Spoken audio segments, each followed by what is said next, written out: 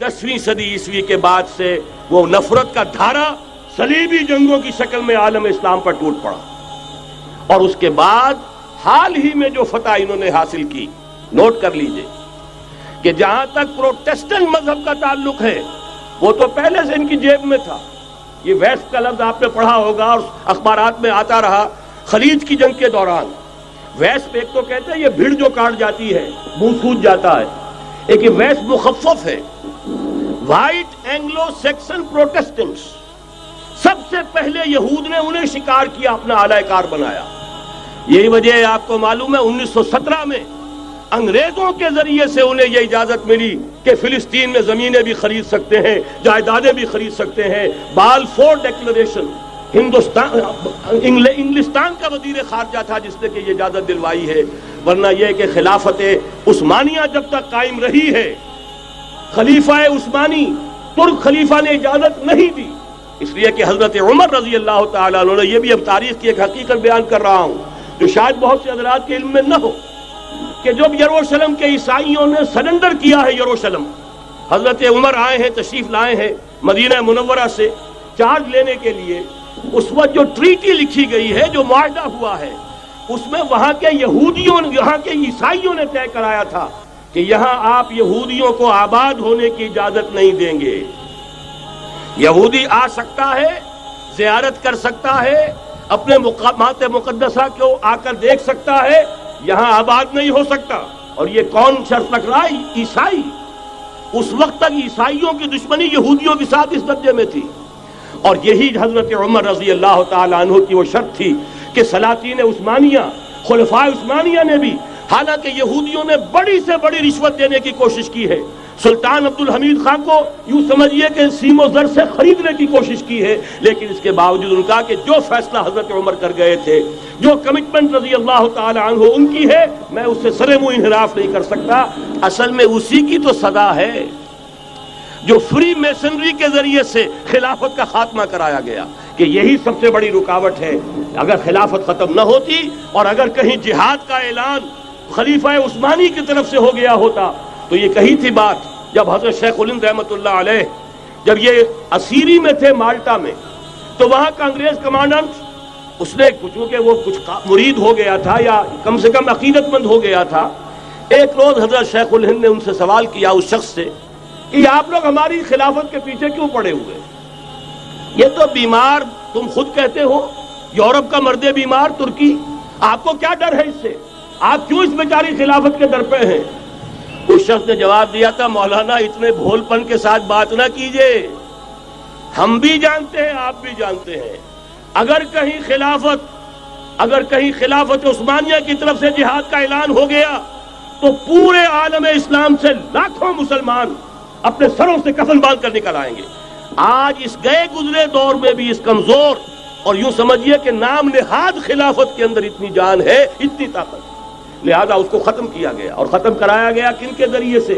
वो जो मुसलमान कहलाते हैं थे फ्री मेसन, मुस्तफा कमाल पाशा फ्री मेसन, और उसके जरिए से इन्होंने सारे काम जो करवाए वो दर हकीकत अपनी साजिशों के जरिए से और मुसलमानों को इस्तेमाल करके करवाए।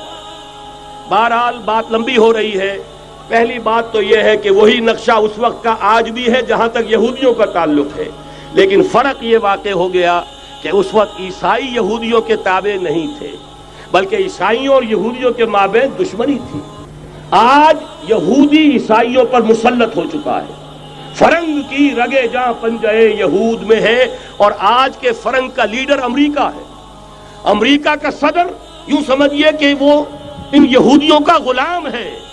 मजाल नहीं कि उनकी मर्जी से इधर से उधर हो जाए, और अगर कोई गलती से इधर से उधर हो जाए तो उसका पत्ता चाक हो जाएगा। आप देखिए क्या हशर हुआ है बुश का, हालांकि बहुत बड़ा हीरो बनकर निकला था गल्फ वॉर से, लेकिन जरा सा एक बयान दे दिया था कि जो इसराइल को पसंद नहीं आया, तो जो इलेक्शन में चारों शाने चित हुआ है उसका जो हशर हुआ है वो देख लीजिए। तो पहली बात तो ये समझ लीजिए कि आज भी यहूदी, ये न्यू वर्ल्ड ऑर्डर है, न्यू वर्ल्ड ऑर्डर, और इसमें ईसाई दुनिया उसकी आलाकार है। अब सूरत हाल क्या है?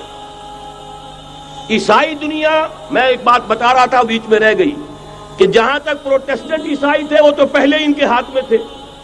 हाल ही में इन्होंने जो फतह हासिल की है وہ کیتھولک عیسائیت کو بھی اپنے ہاتھ میں لے لیا ہے۔ چنانچہ پوپ صاحب نے فرمان جاری کر دیا ہے کہ ہمارے خداوند یسوع مسیح کے قتل کی ذمہ داری ان یہودیوں پر نہیں ہے، بری کر دیے گئے۔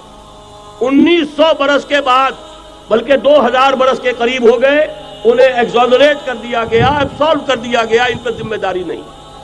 نتیجہ یہ نکلا ہے کہ ابھی چند مہینے پہلے جو مذاکرات صلح کے ہو رہے تھے، جن میں یاسر عرفات بھی تھے اور یہ اسحاق رابین گیا ہوا تھا واشنگٹن، وہاں سے واپس آیا ہے تو روم میں رک کر پاپائے روم سے ملاقات کر کے تشریف لائے ہیں، انہیں دعوت دی ہے کہ یروشلم آئیے، اور ویٹیکان نے تسلیم کر لیا ہے اسرائیل کو، اور ویٹیکان کا اب جو ہے ایک ایمبیسی، اس کا جو ہے سفارت خانہ وہ یروشلم میں بننے والا ہے، اور پوپ صاحب بھی وزٹ کرنے والے ہیں۔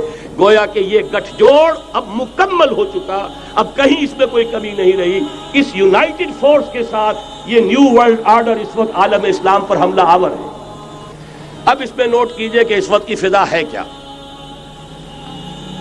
عالم اسلام میں سے عالم عرب ان کے شکنجے میں جا چکا، کیوں بنا کر کھڑے ہوئے ہیں اسرائیل کو ماننے کے لیے اور سر تسلیم خم کرنے کے لیے۔ انہیں بلا کر میڈرڈ میں پیش کیا گیا یہودیوں کے سامنے کہ تم جن کے ساتھ ایک ٹیبل پر بیٹھنے کو تیار نہیں تھے، میڈرڈ میں آؤ، آؤ اپنا قبرستان دیکھو، یہ اسپین کی سرزمین جہاں تم نے 800 برس حکومت کی تھی، یہ تمہارا قبرستان، یہاں آؤ اور بیٹھو اور ان کے ساتھ بات کرو۔ گئے تھے کہ نہیں تمام فرنٹ لائن سٹیٹس میڈرڈ میں؟ حالانکہ کوئی بین الاقوامی کانفرنس کبھی میڈرڈ میں نہیں ہوئی، یا تو یہ واشنگٹن میں، بعد میں وہ سارے معاملات واشنگٹن میں چلے، شروع وہاں سے کیا۔ اس لیے کہ نیوز ویک کا کچھ عرصے پہلے کور سٹوری جو تھی 1992 is the year of Spain. Why? 1592 was the year of the fall of Granada. 1492 میں 1492 میں غرناطہ کا سقوط ہوا، اور پورے آئیبیرین پیننسولا سے ایک ایک مسلمان بچہ نکال کر ختم کر دیا گیا، یا زندہ جلا دیے گئے، یا تہہ تیغ کر دیے گئے، یا جہازوں میں بھر بھر کر۔ اور آپ کو معلوم ہے میڈیٹرینین کی حیثیت کیا ہے، خلیج ہے، ایک معمولی سی خلیج، ادھر سے اسپین کا ساحل قریب آ جاتا ہے، اسپین کے ساحل سے جہازوں میں بھرا اور نارتھ افریقہ کے ساحل کے اوپر پھینک کر آ گئے۔ پورے ہسپانیہ میں جہاں 800 برس مسلمان کی حکومت رہی، ایک بچہ بھی مسلمان نام کا موجود رہا۔ یہ تھا 1492، اور اب آیا تھا 1992۔ 1992 is the year of Spain۔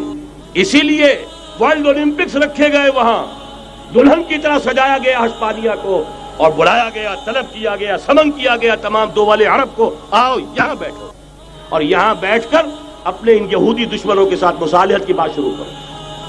بہرحال نوٹ کر لیجئے، عالم عرب جا چکا۔ کوئی دن کی بات ہے، میں سنسنی پیدا نہیں کرنا چاہتا، لیکن حالات اور واقعات سے نگاہیں بند کرنا بھی کوئی دانشمندی کی بات نہیں ہے۔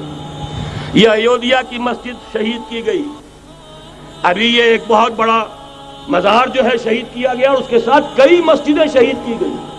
یہ سب کیا ہے؟ یہ مسلمانوں کی نفس دیکھی جا رہی ہے کہ کوئی غیرت اور حمیت نام کی کوئی شے باقی ہے؟ جیسے علامہ اقبال نے وہ نظم لکھی تھی، عبدالقادر روہیلا بڑا ظالم جفاجو کینہ پرور تھا، لیکن یہ کہ اس نے جو ایک ٹیسٹ لیا تھا کہ وہ جو عورتیں ہیں تیموری خاندان کی، ان میں کوئی رمق رہ گئی ہے؟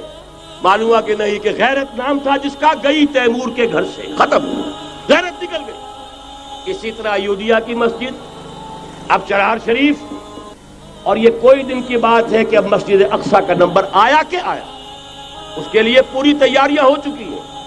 یروشلم کا مشرقی حصہ خالی کرایا جا چکا ہے، اس کے اندر اب پورا تسلط یہودی کر رہے ہیں، یہاں تک کہ اب کے یاسر عرفات صاحب نے بھی کچھ نہ کچھ جو ہے احتجاج کی بات کی ہے، حالانکہ اب تک ہر بات مان کر منقار زیرے پر تھا، لیکن یہ کہ ایک وقت آتا ہے آخر کار اسے بھی کچھ بولنا پڑ گیا ہے۔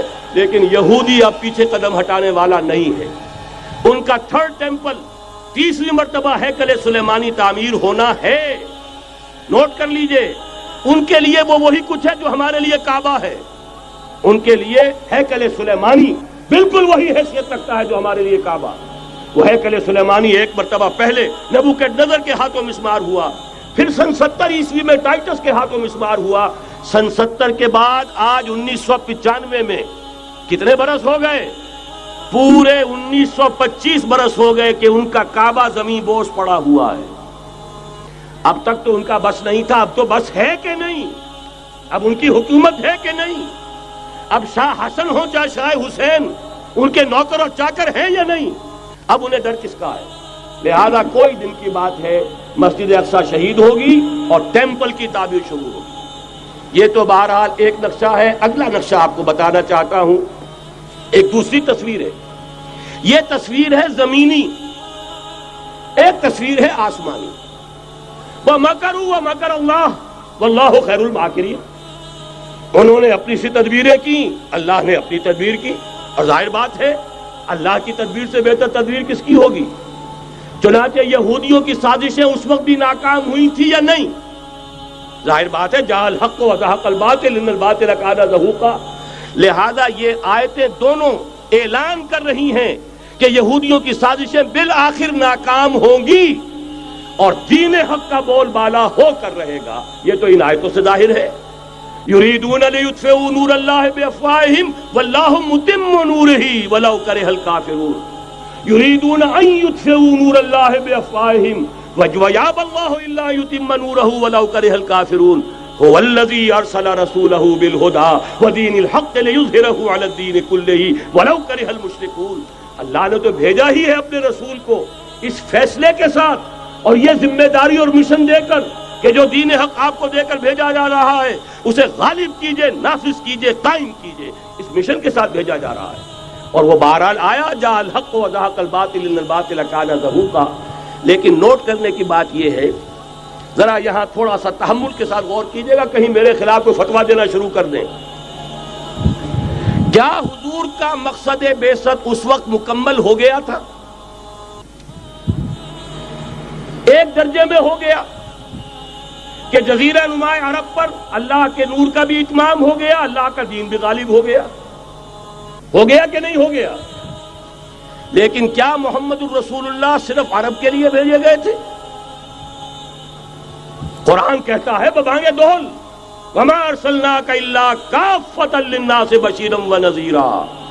اے محمد صلی اللہ علیہ وسلم، ہم نے نہیں بھیجا ہے آپ کو مگر پوری نوع انسانی کے لیے بشیر اور نذیر بنا کر.